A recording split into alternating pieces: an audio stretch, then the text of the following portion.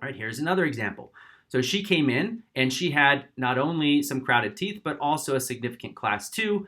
We chose to get the hard parts of the class 2 correction out of the way with the motion appliance, which you can see here. And then after the motion appliance was complete, we went ahead and moved into the aligner portion. So this is the actual setup of her teeth. And what you may notice is that the number of aligners is significantly less than you may be used to seeing. That's intentional. We increase the velocity of the stages for a number of reasons. One, because we can get through the cases faster. Two, we can continue to monitor the patient's compliance, because if they are not compliant, then they will not be able to progress to the next aligner.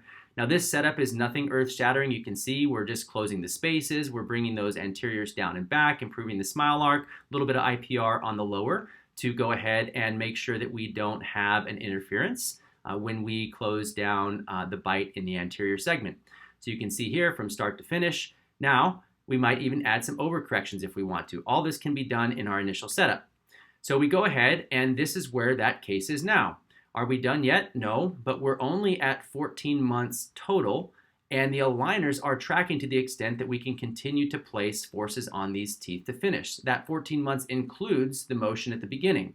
Again, a class 2 case like this with aligners, even with emotion, a lot of times we would take 18 plus, sometimes even close to 24 months, depending on the compliance and how many refinements that were needed in order to get to this spot here.